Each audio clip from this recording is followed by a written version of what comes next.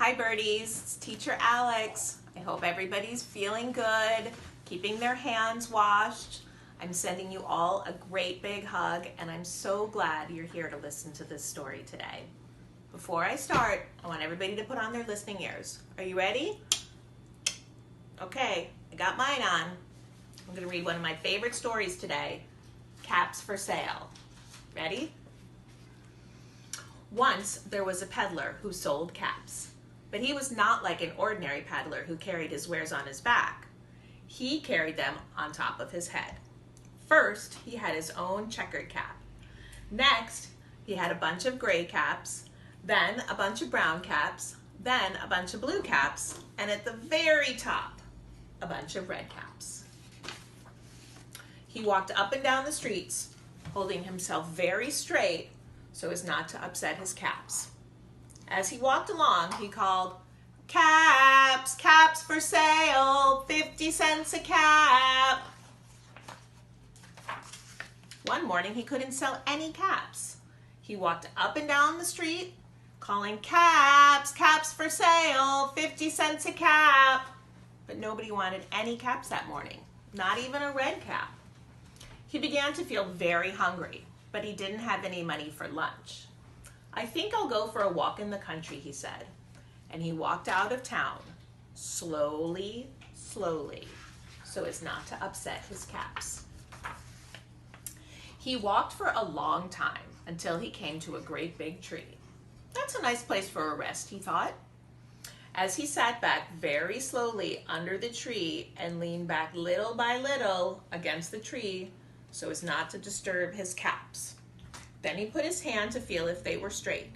First his own checkered cap, then the gray caps, then the brown caps, then the blue caps, and at the very top, the red caps.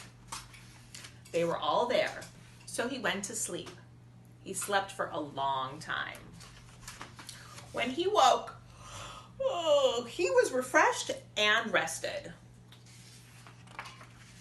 But before standing up, he felt with his hand to make sure his caps were in the right place. All he felt was his own checkered cap. He looked to the right of him. No caps. He looked to the left of him. No caps. He looked behind him. No caps. He looked behind the tree. No caps. Then he looked up into the tree. And what do you think he saw? On every branch was a monkey. On every monkey was a gray or a brown or a blue or a red cap. The peddler looked at the monkeys. The monkeys looked at the peddler. He didn't know what to do. Finally, he spoke to them.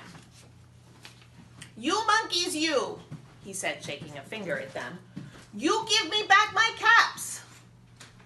But the monkeys only shook their fingers back at him. Tss, tss, tss. Now he was getting very angry. He stamped his foot. "You monkeys, you give me back my caps." But the monkeys only stamped their feet back at him and said, "Tss, tss, tss." At last, he became so angry, he took his own checkered cap off his head, threw it down on the ground, and began to walk away. Oh, he was so mad. But then, every monkey pulled off their cap,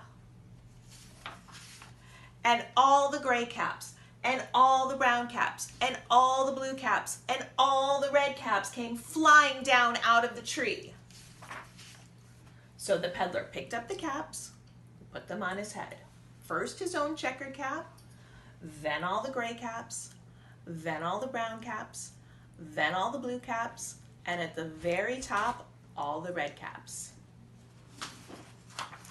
And then slowly, slowly, he walked back to town calling, "Caps, caps for sale, 50 cents a cap." Okay, birdies, don't forget, what do birdies say? Tweet, tweet, chirp, chirp, cuckoo!